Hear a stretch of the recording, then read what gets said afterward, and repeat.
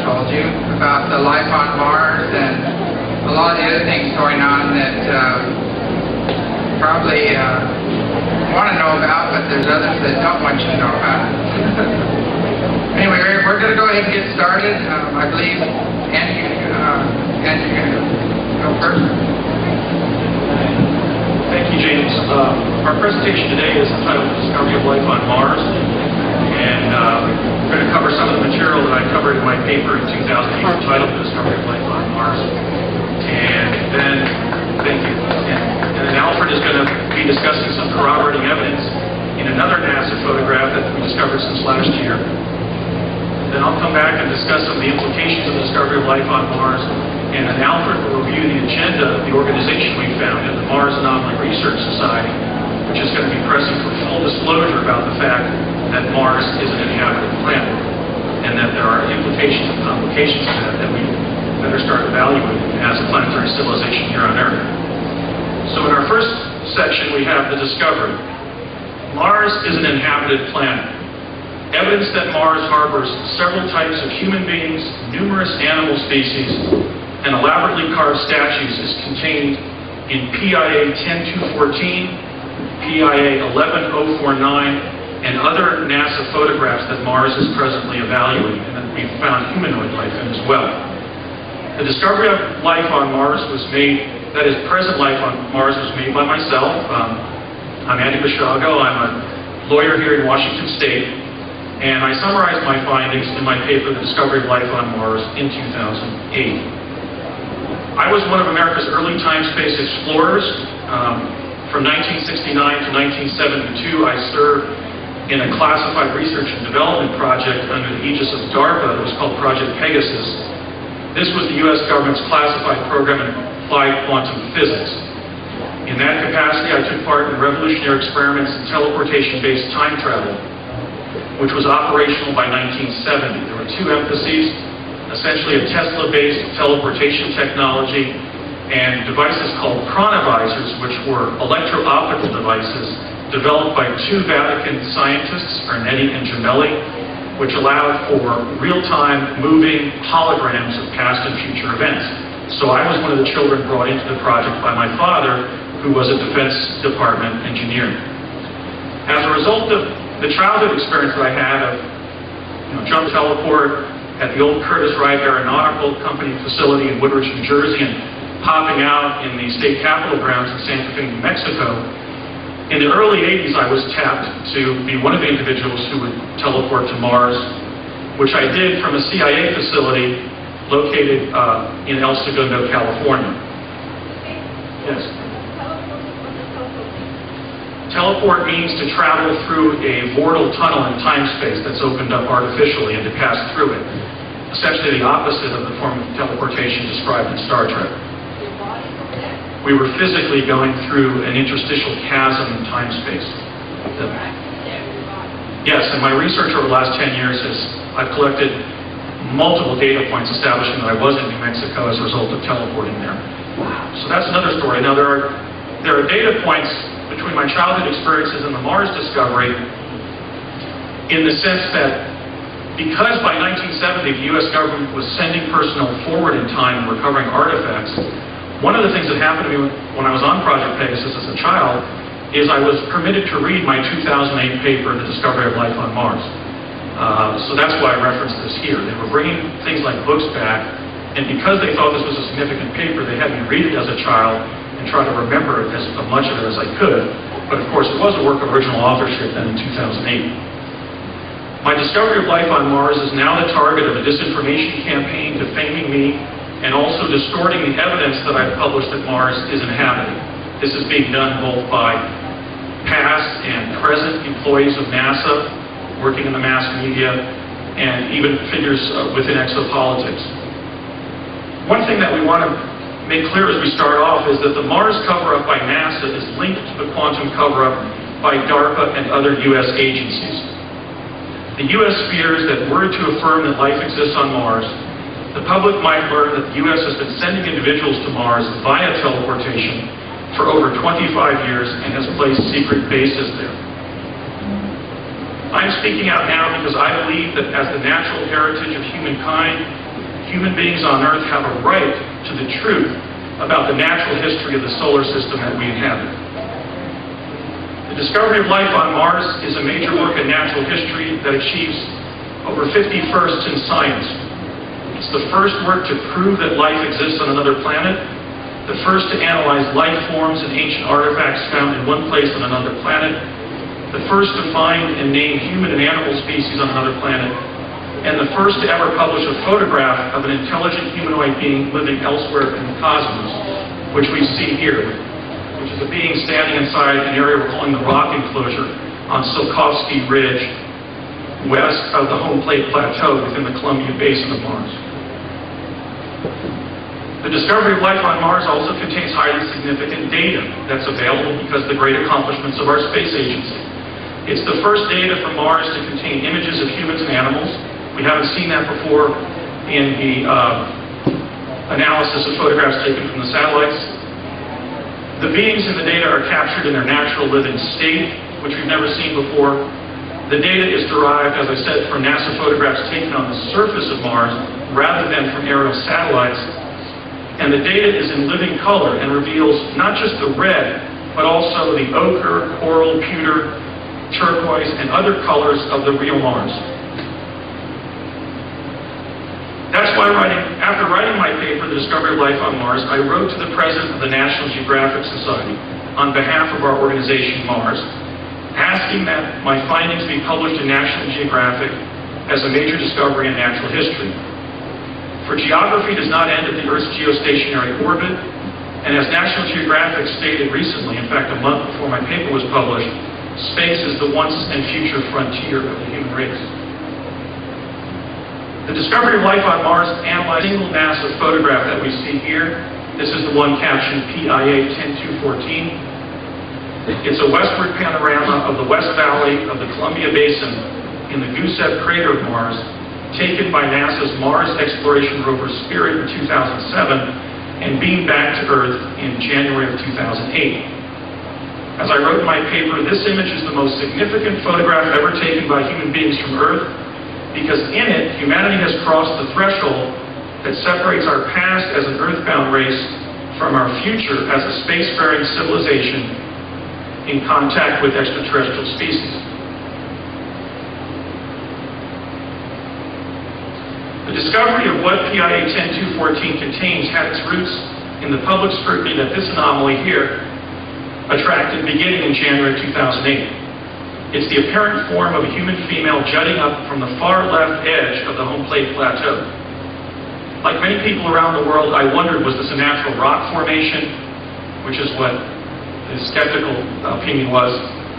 Was it a statue of a human figure, a female figure? Was it the fossil of a humanoid who had once lived there? Or was it a being, a living being traversing rightward across the edge of the cliff? I concluded in early 2008 that it's a statue. We can say that because, first of all, it's accompanied by a male figure who is lying over on the right of the female form. Together, these two figures possess 9 traits of statuary. First of all, the female figure is on a pedestal, and rock statues need pedestals to stand upright. Both possess highly articulated human form that we have not seen in any natural rock formation on Earth that seems to appear human. There's duality in the sense that there are 2 forms there. There's also correspondence in the sense that the right edge of the male figure corresponds orthographically with the left edge of the lower extremities of the female figure in the way that statues are conjoined artificially. These 2 statues possess gender. There's a female figure and a male figure adjacent to her. Both are clothed, which is another characteristic of statuary. They both have been carved, well, she's been carved to exhibit movement. We see artistic styling, and also they've fragmented. We know that that's something that stone statues frequently do. Venus de Milo, for example, once had arms.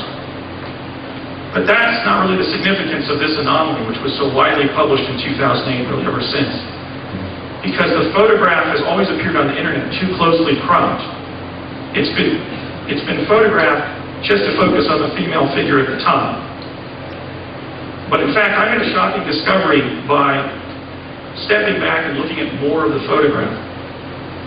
I found that the beings on the edge, as I'm calling the two figures, because they're on the edge of the plateau, are sitting atop a large rock carving of a reptile biting the neck of a human being. You can see that in the picture on top. There's the profile of a snake or reptile, and he's reaching over and biting the neck of a bearded male human, and there's blood issuing across the chest of the human figure that forms the larger pedestal for this figure, which has been so widely publicized. Then I found something even more disconcerting. I found that beyond the statue, in the arroyo to the west of the home plate plateau, lies a field of humanoid bodies. We haven't counted them, but there are at least hundreds of humanoid forms that are laying on the ground, and they seem to be, in fact, corpses. In different parts of that killing field, that debris field of human bodies, serpents can be seen both slithering across the bodies and poking their heads up from within this Martian killing field or cemetery grounds or whatever in fact it ends up ultimately being. I think that the statue of the beings on the edge may be some form of an altar of human sacrifice, perhaps. Perhaps it's a statue at an open-air cemetery. It may be a statue that glorifies the killing of humanoids by reptoid creatures, or it may be just a very bizarre piece of Martian public art, because as I branched out and examined more of the photograph, I can say that the Martian artistic sensibility is very bizarre, so we have to keep that in mind when we analyze this very macabre statue at top. The beings on the edge are a statue essentially above a Martian cemetery or killing field, or area where there's fossilized human remains, perhaps. I doubt that, because it looks fresher than that. And that's a major finding on Mars that the space agency has been concealing from humanity because of the consequences of revealing it. Yeah, can you tell us? I don't see what that's entirely. The man's over here, on the far right, laying on the throne. There's up here, she's on the pedestal. The profile of the reptoid is here, in fact, it's painted. Essentially, the little lady that's been focused on so much on the internet and the press is sitting on the top of the statue. She's then standing on a pedestal, and that pedestal is mounted on a much larger rock carving, which shows in profile the head of a reptile or a serpent lunging forward and biting the neck of a human figure that can be seen staring forward. I will just briefly outline his shoulders and head.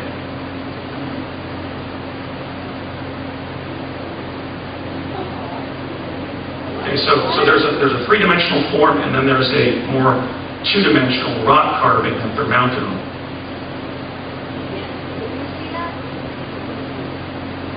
NASA is manipulating its images from Mars to conceal disturbing data of this kind. First, it's manipulating scale so that vast vistas of Mars are condensed within very small photographic parameters. It's also altering colors so that the blue, green, and other colors of Mars are lost behind a red sameness. For example, in this artifact, the head of the serpent was painted with different colors, red, green, and those are lost when you look at the NASA photograph as posted on their archive pages.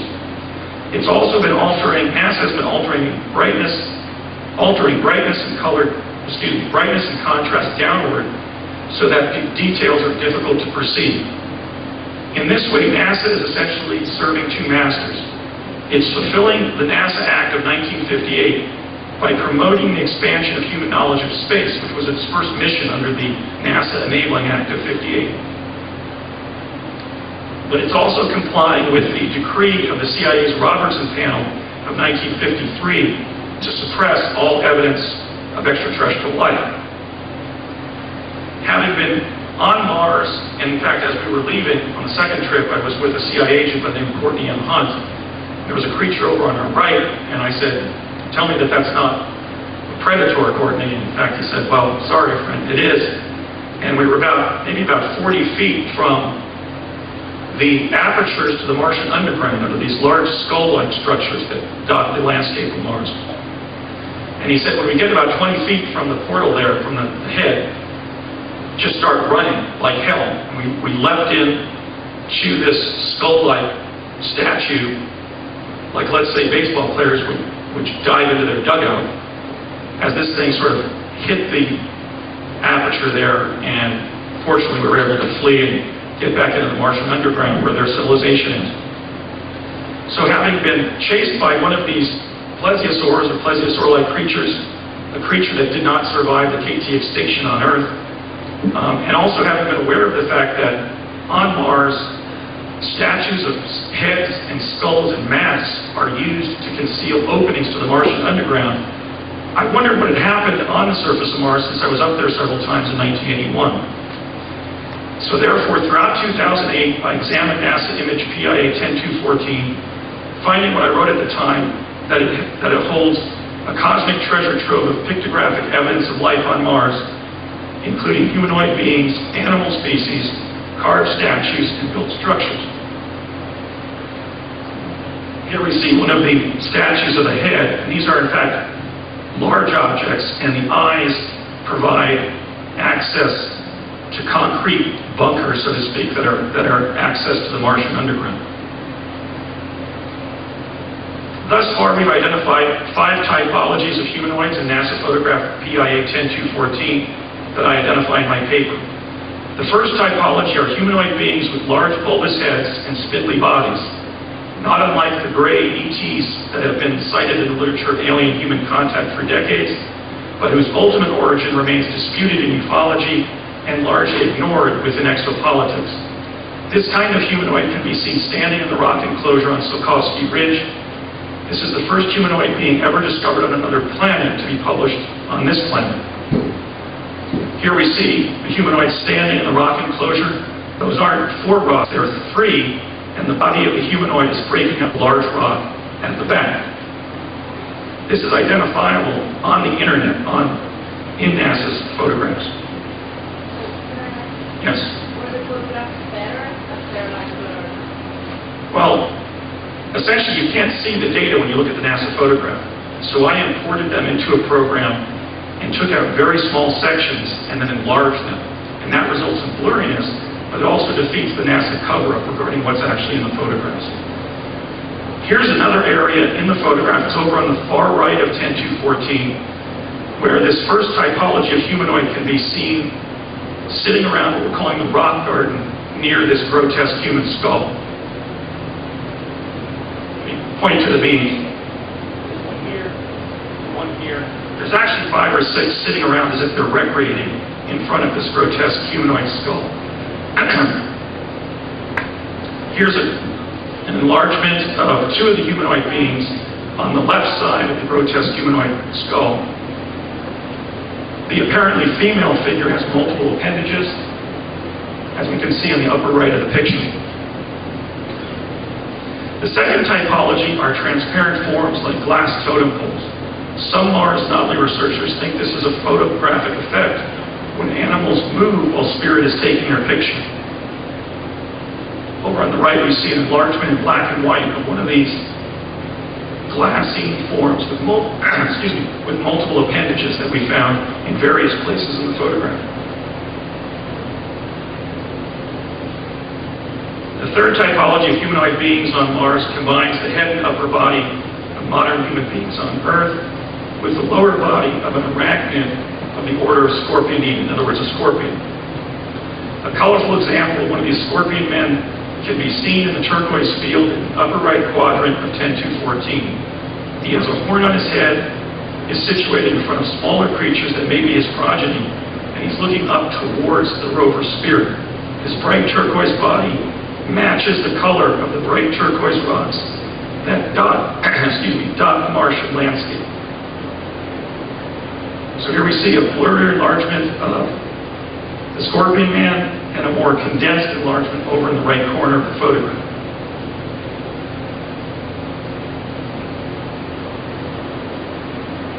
The fourth typology are the forms that are almost all head, like the comedic form that we've christened Mr. Potato Head. which might not be a life form at all, but rather a big cartoonish building or statue. As verified in other NASA photographs that we've analyzed, the Martians have a penchant for including statues of large comedic figures like this in some of their village areas. So they tend to decorate neighborhoods with large comedic statues that resemble, let's say, floats in the Macy's Thanksgiving Day Parade. The fifth typology are the humans that can be seen in different places in the photograph. They are bald, wear black or blue caftans or gray jackets, and resemble old men on Earth. They are probably our long-lost relatives, separated from us by the solar system catastrophe in 9500 BC that devastated Mars and that eclipsed the great maritime civilization on Earth that built the Great Pyramid and the Sphinx.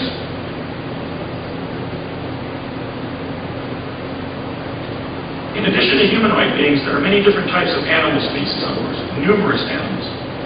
10.2.14 contains photographic evidence of 4 categories of animal species on Mars, seen as either living creatures or as statues. The first category includes animal species that exist on Earth at this time, or that closely resemble animals that presently exist on Earth.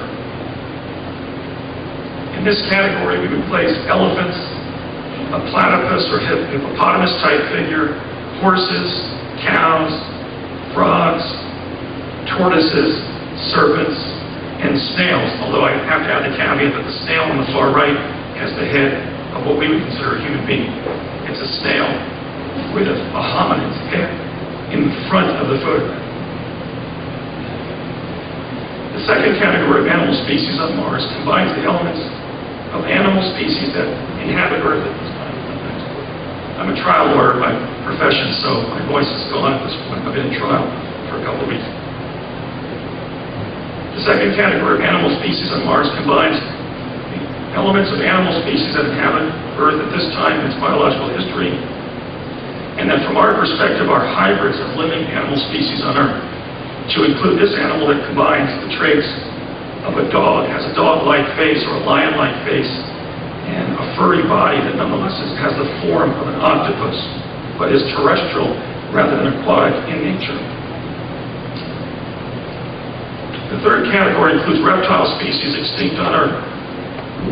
In this category, we can place the plesiosaur, which is often proposed as a solution to the Loch Ness, Lake Champlain, and Lake Okanagan mysteries. A reptile with a bulky body like a tortoise and a long neck like a snake, Plesiosaurus is quite common on Mars, but did not survive the KT extinction on Earth. They're so commonplace that we've actually taken this image on the left of this plesiosaur as the logo of our organization. The fourth category includes animals that have never existed on Earth. This category encompasses several animals that are unlike anything that has ever lived on Earth to our knowledge. In this category, we can place the human-lizard hybrids seen on the ground as if cold-blooded and immobile by nature near the rock garden. So there are also many of these very flat lizards crawling around the surface of Mars. In this category of animals never seen before on Earth, we can also place the species that I call the woofie. I'm trying to give these creatures names that school children can identify and kind of destigmatize the whole fact that the red planet is inhabited. The woofie could be mistaken for a sagebrush or tumbleweed on Earth, were it not for its puppy dog face. So it's essentially a big fluffy creature. When you step back from the image, you can see a figure that we would think would be the dog of a very cute puppy on Earth. These and other animals on Mars defy classification by any known system on Earth.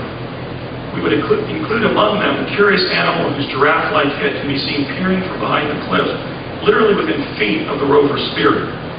This animal has red lips, a patch of blue beneath bulging eyes, and a crest atop its head like some dinosaurs possess. I'm calling this the spying giraffe because it's giraffe-like, and it's looking up from behind a rock at the rover Spirit. And of course, the colors we're finding in these animals correspond with the beautiful colors of Mars, the reds, the blues, and we might conclude could in fact be camouflaged. We can draw two conclusions about the variety of animal species on Mars, as shown by the small sample of animal life on Mars in photograph 10.2.14. First, reptile species abound on the red planet. Here we see a living plesiosaur on the left and a dead plesiosaur on the right. We've also concluded that reptoids are engaged in widespread predation of humanoids on Mars. Here we see very disturbing images of reptoids consuming humanoid prey. Mars is what Earth might be like if the smaller dinosaurs had survived. So here we see a turtle-like reptile chomping on a humanoid, and there's the lower extremities of a humanoid laying over on the right. On the photograph on the right, a humanoid is laying on his right side. His legs, the bottom part of his legs have been bitten off, and there's a reptile or turtle-like head of a larger creature standing behind him as if guarding his quarry.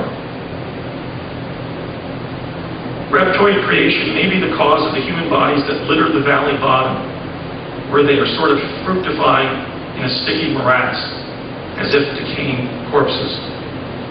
These corpses can also be seen on the home plate plateau itself, deposited in great slag heaps, as this center photo shows. At right, a serpent can be seen slithering across the bodies as a humanoid being tries to extricate himself by walking out of the morass of bodies.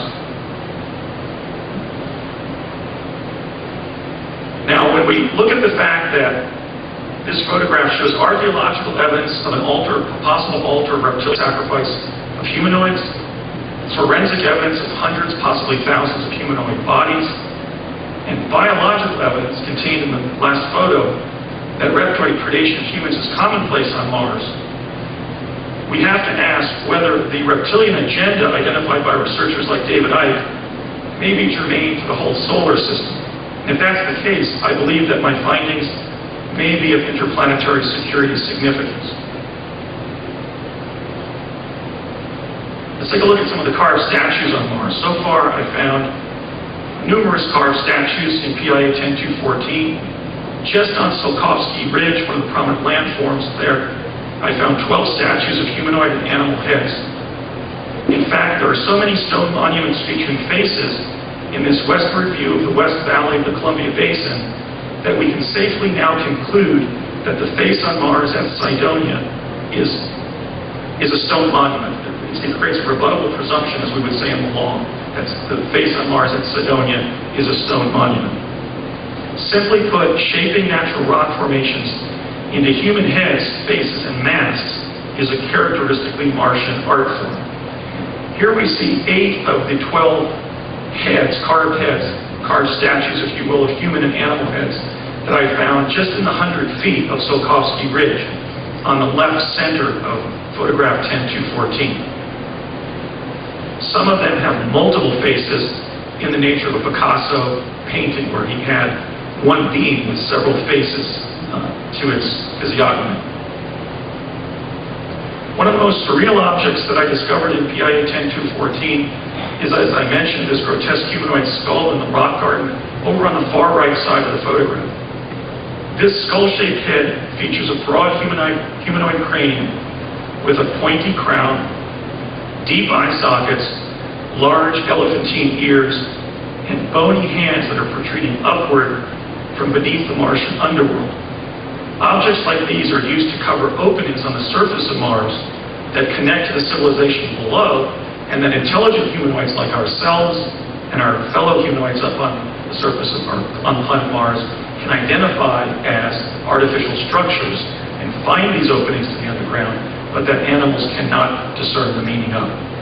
So here we see the grotesque humanoid skull with its pointy crown and large elephantine ears. Humanoid skull with its pointy crown and large elephantine ears.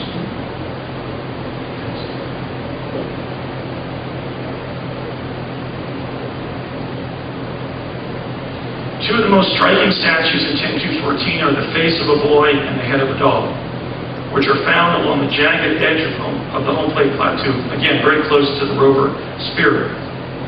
The face of the boy on the upper image here has been cast in a bronze metal that has oxidized and is adjacent to the mask of a medicine man carved from the native black, coral, and turquoise bedrock of the plateau itself. The head of the dog has been made to look very brutal, even menacing. Martian statuary reveals an artistic sensibility that might be described as weird. So in the lower picture we see the face of the dog, which resembles a more vicious breed of dog, perhaps like a Doberman Pinscher here on our planet. Next to the face of the boy, we can see a humanoid form struggling up the terraced steps of the cliff. We don't know whether this is part of the statuary complex or an actual being, but you can see him in the bottom half of the photograph, walking upstairs with all four appendages. This exquisite complex might be a shrine, a vista point, or a power spot where religious rituals, nature walks, or spiritual healings take place. One of the most striking works of art on Mars, this sacred location, which we're calling Shaman Point, may one day be regarded as one of the most impressive works of large stonework in a natural setting in the solar system, the Martian Mount Rushmore. Here's a color rendering of Shaman Point with the face of the boy on the right, the exquisite carving of the mask of a medicine man next to him, and then a figure walking up the steps toward this vista point. Here we see the face of the dog, which provides cover for the spine giraffe looking over the rock. And from this perspective, it's a little easier to see the sharp, the jagged facial physiognomy of this particular statue. The most intriguing statuary complex in this photograph is located down the escarpment of the plateau from the beings on the edge, where there are numerous carved statues. On the left, we see sort of a stele, simply of a human face, or a humanoid face. Elsewhere, right past the little lady, right down the escarpment, we find the profile of a lion, the head of a horse, a tropical fish, a bee that's lying backwards that has the gold head of a man atop it, and more of a cute animal face like a kit fox, or perhaps a dog again. Here's a blow-up of the bee with the gold head of a man on it. This is not a living creature because we've identified the fact that the wings have been carved out of the cliff. We're wondering what the Martians were trying to tell us with a bee lying on its back that was discovered in such close synchrony with the bee diet that we've been experiencing on this planet. Now, proofs that these are carved statues rather than random rocks is established by the fact that the tropical fish has clearly been moved a considerable distance up the plateau. And we can identify that fact because he couldn't have tumbled there, because there's no evidence he tumbled down the plateau. And there are drag marks behind the tropical fish coming up, in terms of altitude, up the face of the plateau. So, presupposing that the laws of gravity and motion and so forth are in place on Mars as they are on our planet rather, we can conclude that this indicates that this is a rock that was not only carved, but then pushed into its present location. The drag marks, of course, resembling, let's say, the marks that you leave in a carpet when you push a heavy piece of furniture. There are also a number of very fascinating built structures that we've identified in this photograph. One is the sarcophagus of the king that lies like a toy soldier on the right side of the cliff, again, very close to the spirit. He has a hat that is identical to the one worn by Nefertiti on the iconic bust of her found by the archaeologist Borchardt at Amarna, Egypt in 1912. These colors are several of Mars' elemental colors. I'm speaking of the dark turquoise blue of his vestments and hat, and then the blood red and drab green banding, which we also find on Nefertiti's hat. We believe this establishes the connection between ancient Egypt and ancient Mars. The sarcophagus might be an ossuary containing the remains of an Egyptian pharaoh, early Mars explorer, or governor-general of the Mars colony from the time before the solar system catastrophe of 9500 BC, when ancient Egypt and Mars were part of an interplanetary civilization. This form that we're calling the water sprite might be an aqueduct. There's an water is scarce on Mars, but we know that it exists there. There is an azure blue lake immediately beneath Husband Hill on the right horizon in the photograph. On a desert planet, human survival would depend on sophisticated waterworks, perhaps disguised to resemble artworks like this to protect water supplies from interlopers. So we don't know. This may be a statue. It may be a sophisticated viaduct of some kind. We've also found this intriguing face of a bull that appears to have been forged from metal. Its discontinuous design is reminiscent of the drawings of M.C. Escher. This terrace structure might once have served as a dwelling or a viewing platform at a vista point that overlooks the valley that we see in this photograph. We can see that the object has multiple levels. Next to it is the head of a lizard. It may be the fossil of a large reptile or dinosaur, but we know that, like a sculpture, it's hollow because we can see several tiny Martians standing in its mouth on the front edge of the lower part of its jaw. And now I'd like to turn it over to my good friend and distinguished colleague, Alfred Lambermont Weber, to provide corroborating evidence of what we have thus far found in PIA 10214.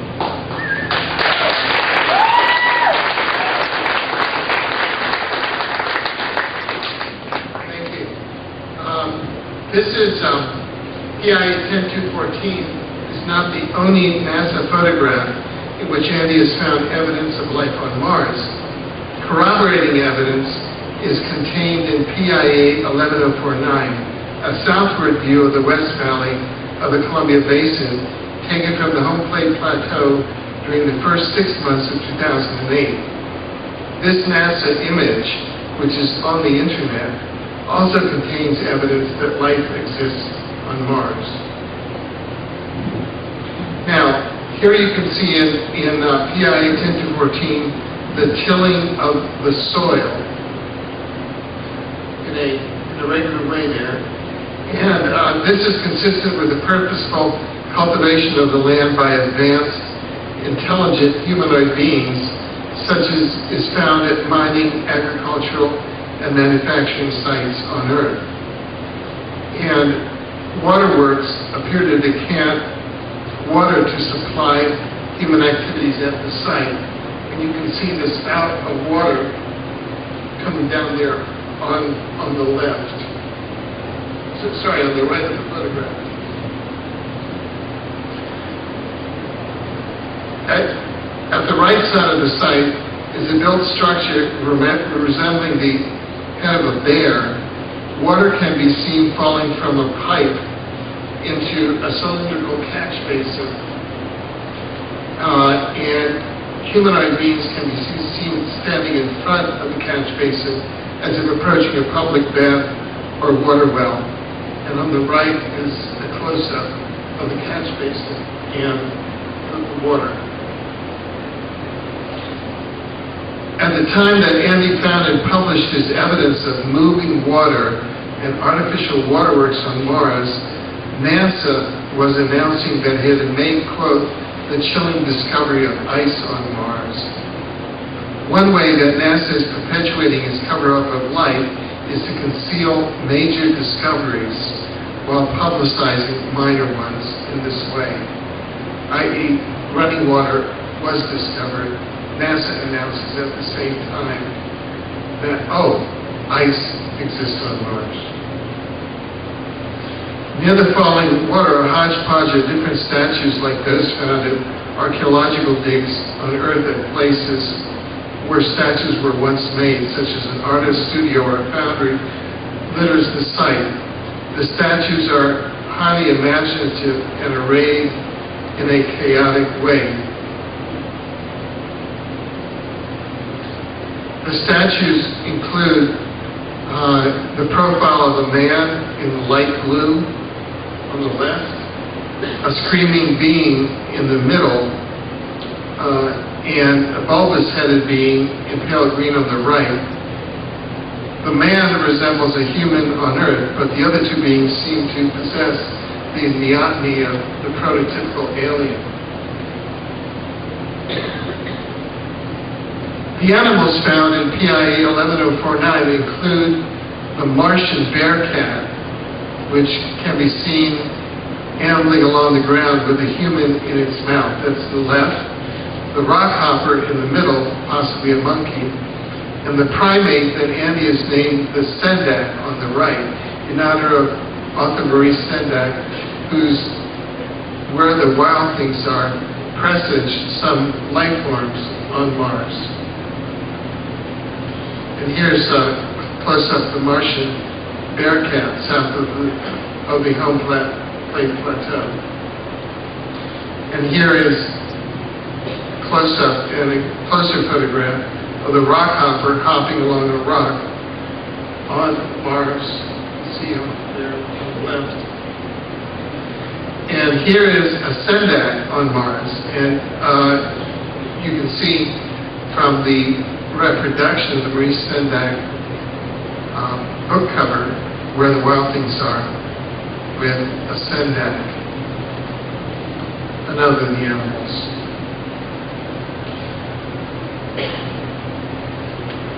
Thank you. We're going to get 2 lawyers involved so that the evidence is back to stand by our evidence.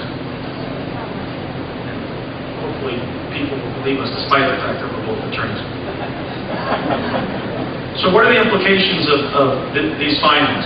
First implication is that Mars is an inhabited planet. It is inhabited by humanoid beings like and unlike us, and by animals that are like those that exist on Earth at this time, that once existed on Earth in prehistoric times, or that are hybrids with the traits of 2 or more Earth species. These animal species include human insect hybrids and human lizard hybrids that do not exist on Earth and that, to our knowledge, have never existed on Earth, like the scorpion man that we see on the right bottom. The second implication is that the discovery of life on Mars is highly significant because it represents the first time that life has been found beyond the confines of Earth from the perspective of natural history, notwithstanding, of course, the government cover-up that human life is already up there, namely our own personnel. This is the moment of discovery dramatized in movies like Contact. Contact with other life forms in the cosmos has now begun. Contact brings with it the first evidence of humanoid life beyond Earth, and with it the implication that humanoid life might be common throughout an inhabited universe. Implication 3, number 3, is Earth is not the only inhabited planet in our solar system, which comes as a shock to all of us just based on our upbringing, our schooling, our understanding of what reality includes. This discovery will inspire a new Copernican revolution in such fields as anthropology, biology, archaeology, ancient civilizations, and exopolitics. The 21st century will be one of intergalactic contact for human civilization on Earth. We will discover other life forms on Mars and perhaps other planets, mindful that we are not just mere adventurers or explorers, but citizens of the cosmos. Implication 4 is that we cannot deny that the weight of the evidence shows that life on Mars resembles life on Earth. It shows evidence of such characteristics of life on Earth as speciation, predation, the division into male and female, the emergence of primates, such as the Sendak, and symbiotic relationships between species. This indicates that life on Earth and Mars might have come from the same source, such as the custodians of the genetic heritage of our galaxy, and hence followed similar developmental pathways, but then diverged after our civilization and the Martian civilization were divided by that great catastrophe in 9500 BC. The fifth implication is that the anatomy of one type of Martian humanoid helps us solve the UFO mystery, in the sense that it confirms that life exists beyond our planet, that such life includes intelligent bipedal hominids, and that a humanoid on Mars conforms to the quote-unquote aliens found in the literature of alien-human contact. We now know that human beings on Earth share a common template with other humans in an inhabited universe, and that therefore, like the visitors that have appeared in both the history and the fiction of alien-human contact, we are universal beings. Implication 6 is that Mars is a site of ancient artifacts of great archaeological significance, of utmost archaeological significance, that reveal the presence on Mars of an advanced, intelligent civilization that has been there for a long time. The similarity of archaeological forms on Earth and Mars indicates an historical linkage between our two planets, specifically a critical connection between ancient Egypt and ancient Mars. Knowing the true history of this connection might optimize our chances of survival against the forces of solar system cataclysm in the future. Implication 7 is that human activity, such as that by the United States and Russia, present and future, because it's our position that the United States is already up there, and publicly the space agencies of the United States and Russia are announcing their plans to place manned missions on Mars. These types of human activity should account for the diversity of humans, animals, and ancient artifacts on Mars, and carefully plan to protect these natural resources from the externalities of the mission. To do otherwise would violate the precautionary principle and the prime directive as they relate to the ecology and civilization of Mars, respectively. Simply put, Mars does not belong to us. It belongs to the Martians and all of its creatures, and we must respect that fact if we are to do the right thing as we continue our activities on the Red Planet. Implication 8 is that the evidence of life found in the Columbia Basin is so abundant, esoteric, and diverse that that fact alone deserves further scrutiny. The data provided by PIA 10214 is so dense in establishing life on Mars that it could be called a veritable Disneyland of Martian ecology and culture. So why is that? We can't discount the possibility that the discovery of life on Mars in this context has involved a Martian or NASA educational scenario that is directed at us. We should explore further to determine whether and why this contact event might have been staged at this time in the Gusev crater of Mars, but we cannot exclude the possibility that this is in fact a planetary psyop of some kind. Implication 9 is that a reptilian power structure may be committing mass genocide against the mammalian humanoid population on Mars. At least that's where the weight of the evidence leads us. And that U.S. military operations may already be underway on Mars to protect the humanoid population there. If this is the case, then we will have to decide publicly whether to intervene on Mars in defense of established jus cogens norms outlawing genocide against humans. And Mars defense policy will have to be openly debated because it implies a law and policy matter of tremendous gravity, that is, interplanetary warfare. And then the 10th and final implication is that looking at it, hopefully, the discovery of life on Mars is clearly one of the epochal events of the 21st century and begins a new chapter of the human adventure in outer space. Humanity has now crossed the threshold of first contact with other biological species in the cosmos. The question that I'm posing that now confronts us is not, shall we permit the belief that Mars is inhabited? That was the previous question. The new question, the relevant question to be asking is, how shall we think about it now that we have knowledge backed up by evidence that another planet in our solar system harbors life? So now, having looked at the implications of this discovery, I'd like to turn over once again to Alfred Lambermont Weber to discuss the agenda of our organization, the Mars Anomaly Research Society. So part 4 of this PowerPoint is the agenda. What do we do now? Well, Andy's findings are a vital issue in exopolitics, and I affirmed his findings and do affirm them. And I have published them at our website, which is www.exopolitics.com, and you can find the main paper there, a 41-page paper, The Discovery of Life on Mars, and approximately 30 other papers which you can download in PDF for free. And I've joined Mars as the chairman to craft a Mars agenda. And I recognize now that Mars is being visited and settled, and it must be protected from visitation, exploration, and colonization by human beings from this planet. So step 1 in what we do is public education.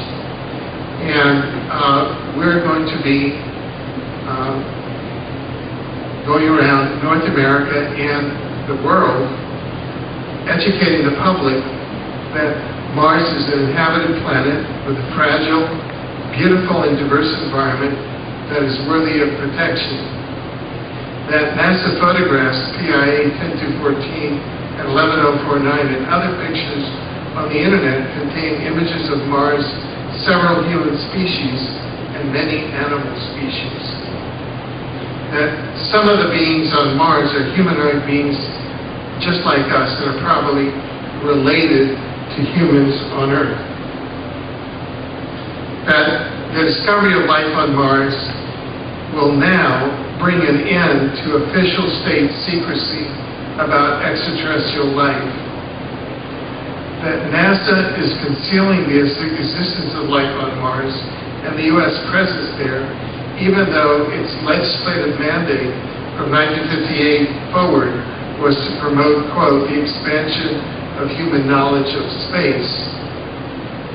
And finally, that the keepers of the consensus reality will try to have us believe that we don't see what the plain evidence of our eyes tells us we see, but that the truth that Mars is inhabited will prevail. Secondly, we are seeking, and we believe all of us should seek, presidential recognition, and we'll be lobbying the Obama administration to make the presidential statement that Mars is inhabited. To hold that the discovery of life on Mars requires the formulation of laws and policies governing humanity's interaction with Mars, and to adopt the precautionary principle to protect the ecology of Mars and the prime directive to protect the civilization of Mars.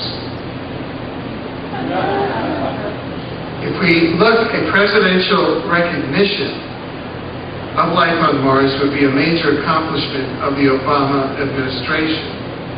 It would help heal the rift between Earth and Mars that followed the 9500 BC solar system catastrophe. In other words, 11,500 years ago, approximately, Mars and Earth were united at the social level. It would promote American leadership in the exploration of space by having a presidential recognition of life on Mars, as it was American technology through NASA that discovered life on Mars, and it would protect the future by extending international environmental law to ecosystems on other planets. Step 3 is disclosure, extraterrestrial disclosure of life on Mars. And we'll be lobbying the Obama administration to release secret U.S. government documents pertaining to the Mars cover-up, including the presence of U.S. personnel on Mars now. To disclose the U.S. government's knowledge about the past history and present conditions of Mars, and grant amnesty to federal whistleblowers who disclose classified information about Mars. And to reveal whether the U.S. government's agenda for Mars includes a plan to colonize it or to seize it for strategic military advantage. At the same time, our organization is going to file a lawsuit under the Freedom of Information Act, FOIA, to request disclosure of U.S. government secret Mars files. We're going to hold a press conference at the National Press Club announcing the discovery of life on Mars and the filing of the FOIA lawsuit. And we're going to urge whistleblowers to disclose what they know about the U.S. government's secret Mars agenda and place that on the Mars website.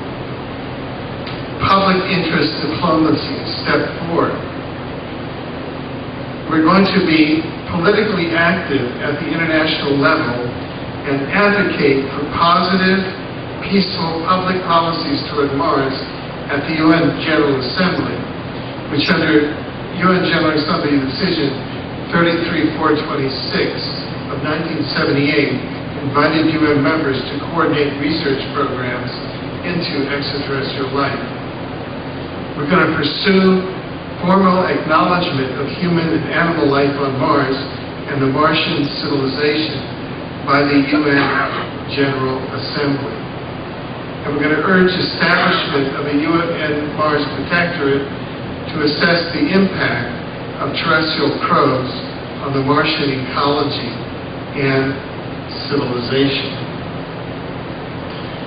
Finally, in terms of organization building, we're asking for your help to help us implement this interplanetary agenda. We're a nonprofit corporation chartered under the laws of the state of Washington. Our mission is to research, disclose, and educate the public about life on Mars and promote laws and public policies related to it. And lifetime memberships in Mars are available for one-time fee of $100 and 5-year memberships for a fee of $50.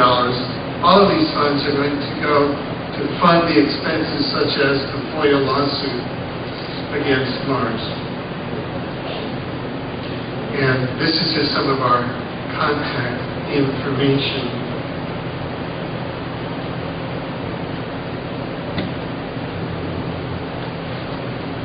And now I'd like to offer some concluding remarks. It's my hope that we explore Mars in a spirit of brotherhood and fellowship, not just among ourselves, but with the Martians. We are all children of God, and we must now become citizens of the cosmos. I think some of you may be aware that I've taken a lot of criticism for declaring that Mars is inhabited. In fact, most recently, in a 3,000-word hit piece written by Ray Ballard, the news director for NASA's Hubble Space Telescope, who wasted the public's money to fake 3,000 words, distorting what I included in my paper and other writings, even disparaging my academic credentials. Now, why would NASA tasked the news director of the Hubble Space Telescope to do that if I wasn't working in a significant area, or in other words, if nothing had been discovered and I wasn't sharing valid data with the public. But that's criticism that I welcome. I don't want to lose sight of the fact that my critics are my brothers and fellow human beings. And this is a very disturbing discovery. And so Alfred and I have decided to essentially utilize a strategy of nonviolent resistance and not meet the criticism and the disparagement in kind. We're simply going to move forward in a positive direction and continue to research, disclose, and educate the public about the fact that Mars is inhabited until I'm sitting in the Rose Garden of the White House with my peer, born in summer of '61, Barack Obama, to announce to the people of the world that Mars is inhabited and that we can say it's inhabited as a result of the accomplishments of our space scientists and technicians and the mere luck that the lawyer from Washington State had in finding that date. While we must look at Mars with the eyes of a child to see what magic it holds, we must also accept the fact that we're now leaving our childhood in an awe-inspiring and terrifying universe. For the first time, all the citizens of planet Earth may now behold life on another planet. I view that as a cosmic privilege, both a cosmic privilege to personally have been involved in the discovery of life on Mars, and also a cosmic privilege that everybody in this generation possesses, because we were alive on planet Earth when life was first discovered on another planet. So I'm urging us to explore the universe in a spirit of human solidarity with respect for each other and those we encounter as we journey onward and upward to the stars. Thank you.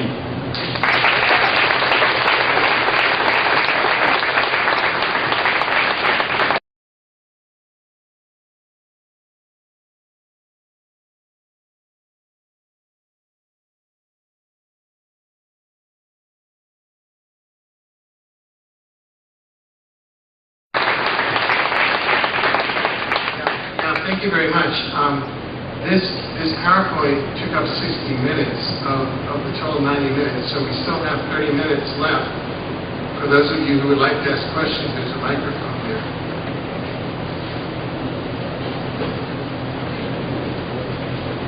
Yeah, I would like to, well, first of all, I would like to very much congratulate both of you for an exceedingly positive, open-hearted, humanitarian type of project. So that's as is really wonderful, and to have people come here and speak that way. Now, as a scientist, I want to ask you something about how you see the realism of your mission.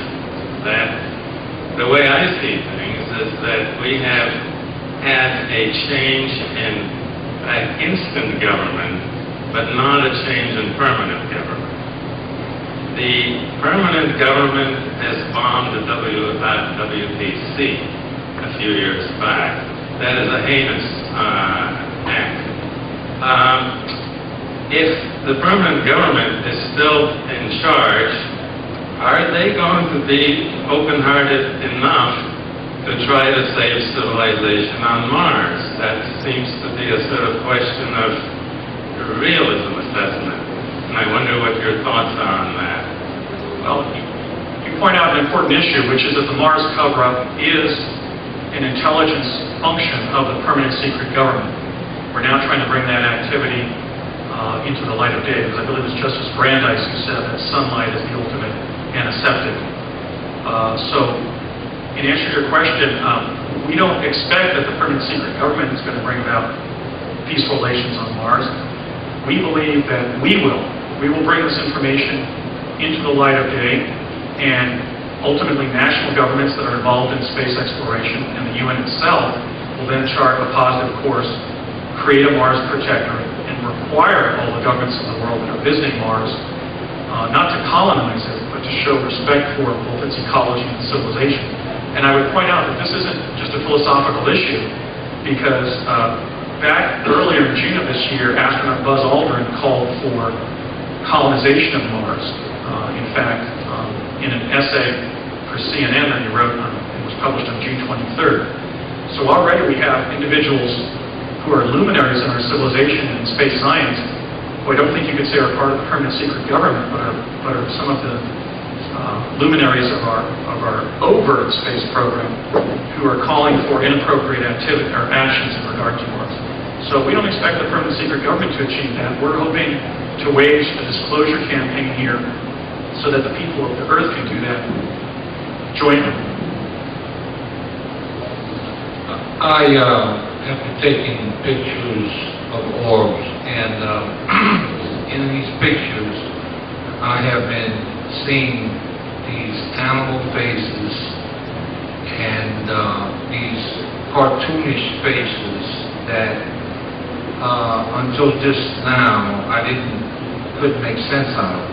And it appears to be the same type of things that you fellas have exposed on Mars that are showing up in these photographs. And I was wondering if you had any prior information about that, or have you seen any of that in our photographs or anything? That's a very, very good question. Clearly, the research that is published in my paper, The Discovery of Life on Mars, I believe does resolve the controversy over the face of Mars at Cydonia. That is a carved statue. Carving natural rock formations, such as boulders, into human and animal faces is essentially the leading Martian art form. Many areas are just littered with carved boulders. And their artistic sensibility is very ecotopian in the sense that sometimes the faces don't leap out at you until you examine the data very closely. Now, having said that, regarding our rock carvings, in other areas we find these village patterns where there are much more ostentatious comedic statues, almost look like balloons or kinds of figures of comedic forms that we would find, as I mentioned, in Macy's Thanksgiving Day Parade. So this, again, is part of the bizarre garishness of the data. In one location in the photograph, we find what looks like a killing field or an open-air cemetery of some kind, with a statue up on the cliff showing a reptile biting a human's neck. And in other areas, when we isolate what looks like a village area, we see something that could be either made by children or designed in a comedic way that we would design, let's say, a kindergarten classroom. So we don't have any explanation for this except that these clearly are artificial structures. They are statues that have been made to look very comedic, which would imply that at least one humanoid species on Mars possesses a sense of humor. How's it going, guys? I'm sure everybody kind of shares the sentiment. I figured life must probably did exist on Mars. I was definitely kind of shocked to hear the fact that you had actually visited Mars as a child, and had experiences with. Well, I was just jumping back between New Jersey and New Mexico Oh, okay. as a kid. All right. The U.S. government began to send people up to Mars around 1980, so I went up a couple times in 81. Okay, nice. So you went up to Mars in 80. Okay, so as far as that goes, do you have any idea if that activity still exists this day? David Wilcock alleges, I have no reason to discount this fact, that there are now as many as 600,000 U.S. personnel on Mars. They've had over 25 years to put all those people up there, so as I said, I can't discount that possibility. I have no idea how many people have either gone up or are up there now, in the sense that I went up when it was very much a skeletal crew up there. In fact, we went into kind of an adobe house, and the guy who had been there for many months was pretty much out of his mind and living on another planet for that long. So I don't really have any data except from David regarding his allegation that there are hundreds of thousands of individuals up there. I'm just confirming the fact that we were teleporting people there from junk rooms that are in the possession of the U.S. intelligence community over 25 years ago, so we certainly have the time to put hundreds of thousands of U.S. personnel up there. Is it like a instant type of thing? I just have one more question. Is it just like an instant? One second you're here, one second you're there, or is it at the same time? Essentially, the teleportation device that we were using back during the Project Pegasus days were two elliptical-shaped booms that propagated kind of an energy field that you would jump through. When you jump through this energy field that looks sort of like water falling on a public water sculpture, you would find yourself moving at a great rate of speed through kind of an illuminated interstitial chasm in time-space, and there was nothing on the receiving end. You just popped into view somewhere else where they were setting the device. I did a lot of that from 69 to 72 when I was a child participant in Project Pegasus. The jump rooms that they use for Mars apparently involve a related technology, a different experience. You basically stand in this elevator-like structure, and you start to see that it's being illuminated around the corners. And as the trip to Mars continues, the elevator becomes less square and more sort of oblate or circular and cylindrical. And then you arrive at an underground location underneath the Mars underground, and then you can take stairwells and so forth up through these statues that litter the surface to walk around on the surface. The first time I went up there, I went up by myself, but I was greeted by some humans who were standing around the sculpture that I came out of the underground in. So I think because I was so terrified to be on another planet, it was certainly a derascating experience to be standing on another planet. The second time I went up with Courtney Hunt, the CIA agent that they had put in my life from around 1980, 81 time frame again. And we walked around for several hours, not across a great distance, but just sort of walked around looking at different things. And I'm going to be describing that in an upcoming interview with Yuri Delbenko, so I'm going to go into the whole backstory regarding my time travel experiences with the government. But the reason it's significant is because, among other things, as I mentioned, the paper that I wrote in 2000, I was permitted to read as a child. So there are these overlaps between my experiences in Project Pegasus as a kid and then this breakthrough regarding Mars. So we felt if we announced all that simultaneously, it would tarnish the credibility of the natural history data that's in the paper. But now I'm rolling it out because it's an essential part of the story. I'd just like to add one point here, and that is that the U.S. is one of the 125 signatories and 96 ratifying nations to the Outer Space Treaty. And the Outer Space Treaty flatly prohibits any signing nation from declaring or claiming sovereignty as to any celestial body, including the Moon and Mars. So that's partially the legal backdrop which is operating here. Thank you. Yeah, I've been doing a lot of research work and trying to find out as much as I can about it. I met Grimsley, the guy who uses the night visions, and talk a lot about it. And one of the things that's happened is that Joanne Richards has a story about her Defense League and her husband being a former pilot of back engineered and captured spacecraft. And I think that the things that she says about it is basically so corrupt that there's a lot of real bad control going on over the entire human race. And I also have a man who was in his late 70s that came forth to me after he found out what I had been talking about and saying, and told me that he himself had flown for quite a time and has been out into deep space many times in back engineered crafts, and we've been going into space and doing some battles and going into space and rescuing or taking on a lot of missions, and told me some of the same information that Joanne Richardson told me, and he told me some of the same things. And when you start putting it all together, it looks like for some very bad reason, all of us humans are not being told the truth by the very governments that we supposedly started. And I think once we find out all the truth, they're going to lose a lot of control on us unless they completely get control on us before we find the truth. And so I think everybody here should just look for the truth as best you can, because it's out there. Well, we share your sentiments very much. Thank you for those remarks.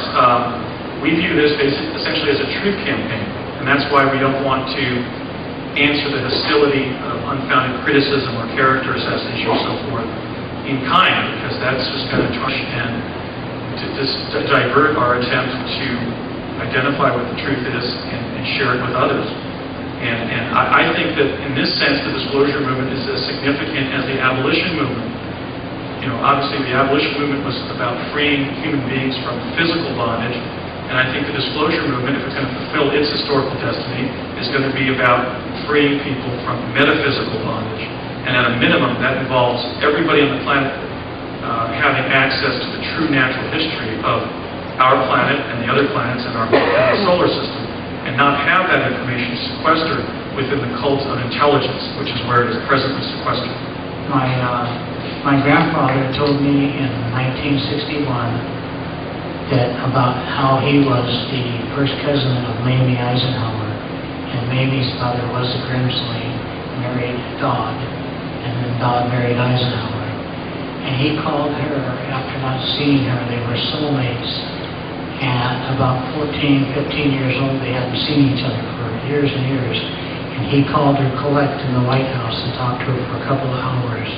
And she personally told my grandfather that Eisenhower had went with a peace treaty with aliens, and that they were going to be doing some special space traveling and events into far space and the new future with knowledge shared. So, one thing I can share, because I experienced it, and clarify some of this literature about, for example, whether the teleportation technology was reverse engineered or given to us by aliens, such as in the context of President Eisenhower's meeting. When I was on Project Pegasus, my dad was one of the project engineers. In fact, he was the liaison between the Ralph M. Parsons Company and the Central Intelligence Agency on the project. And we had lunch one time in Albuquerque, and he said, quote unquote, most of what we're doing in the project comes from the works of Nikola Tesla. So I think it's incumbent on me to share with people the fact that teleportation is an American invention. It was invented by a brilliant Serbian-American immigrant inventor, Nikola Tesla. When he died in January 1943, there were two teams racing to his apartment in Manhattan. Two were FBI agents and two were War Department officials. The War Department officials got there first. and sent Nikola Tesla's papers to the place on Earth where it would make the most sense to send such papers, namely to the physicists that were then gathering in Los Alamos, New Mexico, to build the atomic bomb. That's the true history of the Philadelphia experiment, and that's what the Philadelphia experiment cover story was scripted to conceal: the critical historical linkage between a great American inventor, Nikola Tesla, the teleportation technology that he left in his papers in '43, and the participation of the Los Alamos physicists in prototyping those devices, even to figure out what they did, which is the true history of American time travel. Okay, thanks. And I spent a lot of time here, so thank you for your input. I think you're right on, okay? Thank you very much. Thank you. Hi, first I want to thank you for responding to your critics with peace in your heart and not more criticism. So thanks for not adding back to that. Thank you. Well, it's been difficult. I am a trial lawyer, so I've had to avert my adversarial nature. That's what we're going to do because it's the appropriate thing to do. This is an important discovery, and it's something that we should share in a spirit of love, peace, and joy, as Brooks Agnew addressed, and not in a spirit of recrimination. Thank you. I wanted to tell you also that as I was watching the presentation, as a total layperson, like most of these photographs, I've never been on the website. This is all new to me. I've never seen these photographs before. And what I was wondering is, what I was wishing there was like maybe an overlay of an artist's rendition over the actual pictures, because I feel like the Indians that can't see the ships, I'm like, I can't see the ship. And then some of the photographs I could make out what you were talking about, but there's a lot of them that I was like, I just don't see it. So I was just wondering. As a matter of fact, we have an artist working as you speak to overline what we consider the iconic images, Right. like the grotesque skull and the scorpion man and the different humanoids. Yeah. Yes, the scorpion man pretty much leaps out at people. At all of our talks, people are having no difficulty seeing that. We recognize right now that the images are somewhat blurry. I'm going to be partnering with an advanced photo imaging lab in Portland. In fact, I talked to them on Monday, again, about producing clear images. We're also going to be working with Picasa and some of the other software packages to improve the resolution and delineation of the images. The reason that we've avoided that, to include photoshopping the images, is we wanted to spend about 6 months where we just presented the raw data, so we couldn't be accused of photoshopping the data. But we're going to begin striving for greater resolution of the images and also do the overlays of what's there. Sure. I'm also wondering if there's any plant life. Plan for what? Is there any plant life? You know, the late great Dr. Tom Van Flanderen, who passed away in January of this year, only weeks after I published my paper in December 2008. In the 2000-2001 time frame, he found in NASA's satellite footage of Mars very large forms that he identified as ancient plant life, and that he concluded were ancient fossil remains of trees on the surface of Mars. So we see what look like trees in Dr. Van Flanderen's images, and we also find them in the far distance in PIA 10214 look like trees. But it is essentially a planet devoid of plant life as we would understand it.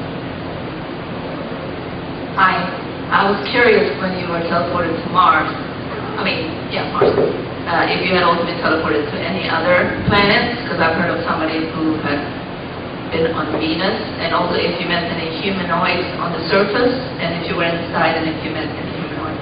Yeah, no, I just did 2 trips to Mars in '81.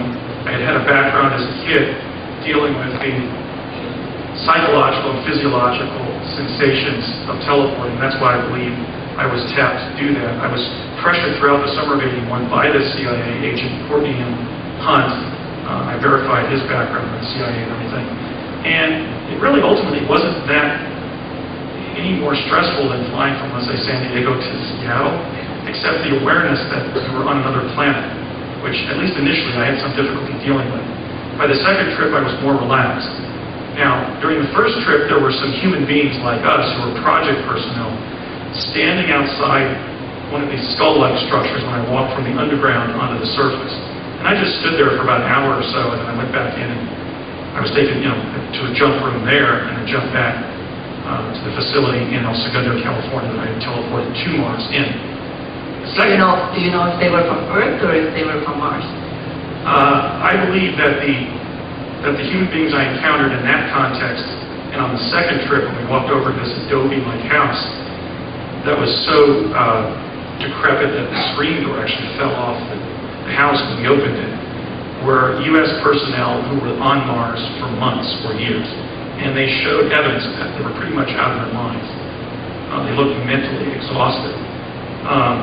In terms of encountering other humanoids during that trip, when we walked up to that house, there was this very angry-looking man on the lawn who was bald and had rather muscular shoulders. And the difficulty is that the bottom part of his body was sort of grub-like.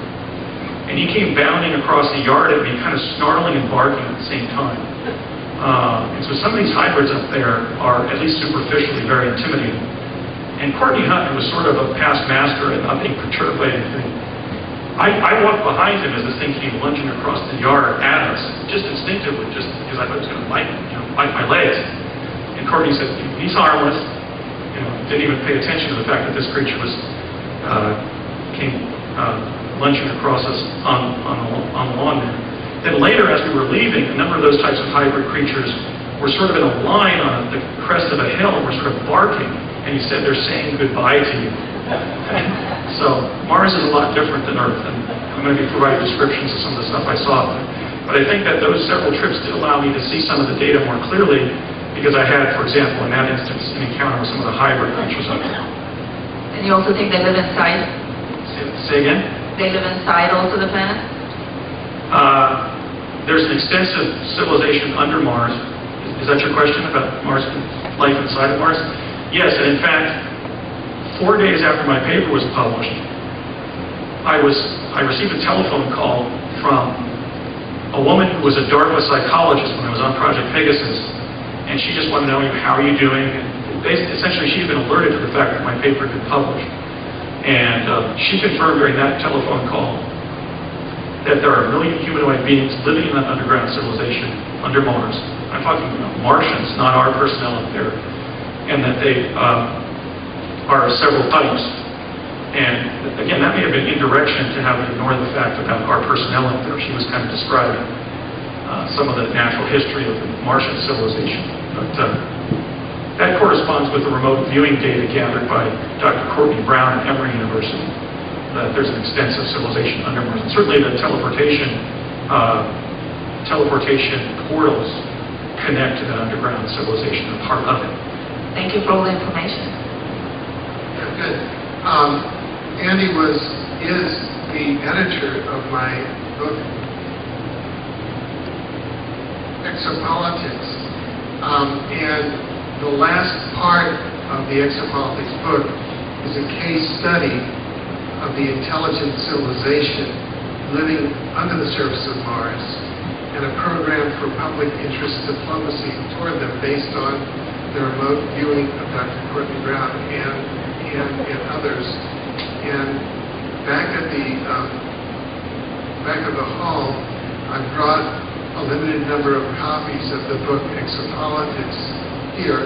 So those of you who want to gain more insight vis-a-vis the remote viewing evidence of the intelligent civilization under the surface of Mars, that's one additional source. Question for a second. I might add that part of the significance of this reuniting of our two planets was this catastrophe in 9500 BC, where our two civilizations were separated. By 1970, they were already being reunited because on one occasion, I traveled with my father, again to the Curtiss Wright Aeronautical Facility in Woodridge, New Jersey, as 3 Martians who were essentially identical to humans were leaving, and we had a brief interaction with them there at Curtiss Wright. They essentially looked like sort of bald, ugly white guys, if you will. I imagine they may have a smaller breeding pool than we do if there's only 1 million there. So another way to look at Mars is a place where other human beings like us live. And I think, again, that's something to be joyful about, that another planet in our solar system is occupied by fellow human beings. I haven't been here through the whole information. Oh, I haven't been here for all of what information you've been sharing, and so I apologize if I repeat a question that's been answered. When the teleportation first began, when it was in its experimental stage, how long did it take before it was successful? I first teleported to the Santa Fe State Capitol Complex with my dad so that we could drive to a meeting with Dr. Harold Agnew over at the Los Alamos National Labs in 1967-68 as a 6-year-old. And we know that's the time frame. That teleporting had to occur between September of 67 and September of 68 because I was born in September 61, and Dr. Agnew asked my age. My dad and I said simultaneously, 6. Now, we were being educated when we were on the project on these speed learning machines developed by the Office of Naval Research called kistoscopes. So we were getting educational input regarding the different devices. Information was also shared with us when we were trained for a particular quantum access device. And what I remember about the emergence of teleportation is they basically recovered Tesla's drawings and schematics and formulae, and they didn't know what the hell they made. So they were developing them into prototypes at places like Curtiss-Wright. And at one point, around the 1967-68 time frame, and I can explain why we know that is the time frame, they turned the device on, and a technician walked through the energy field to recover a screwdriver on a bench across the shop floor, and spontaneously teleported to Africa, and spent the next 6 weeks or 6 months, I think they said, trying to get back home to the East Coast of the United States. And when he appeared at the shop door, his supervisor, Dr. Curtis-Wright, actually collapsed because he thought he had been disintegrated by the energy field. But we know that it was 1967-68 as well, because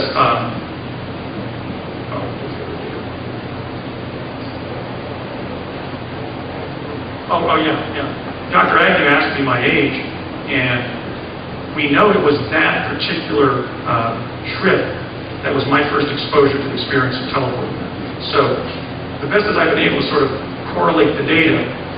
I just thought of the anecdote that is also established at the time.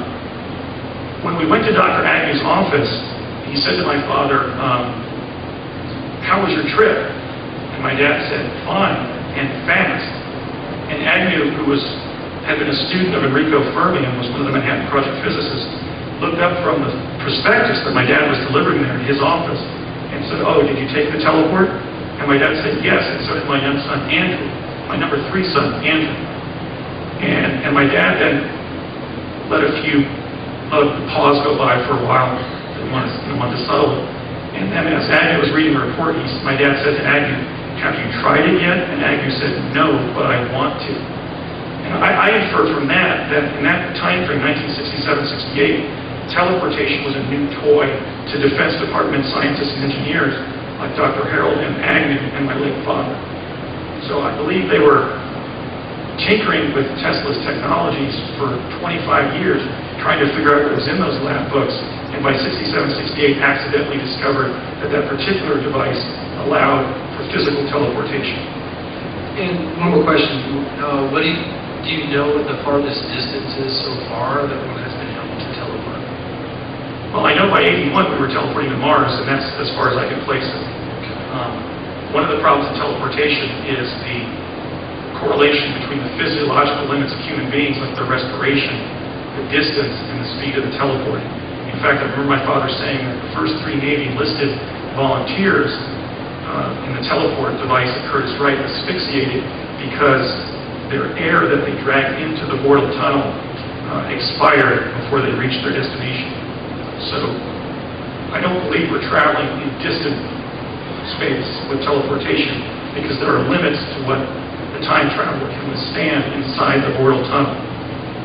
So just how long? Thank you. Thank you very much. Thank you.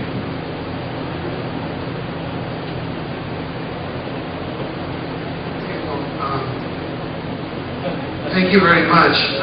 This has been the second time in the history of Earth that this information has been presented publicly in this form. And if we take Brooks and Agnew's dictum that you need to present it 8 times, but before the great thing happens, we were all present at the creation today.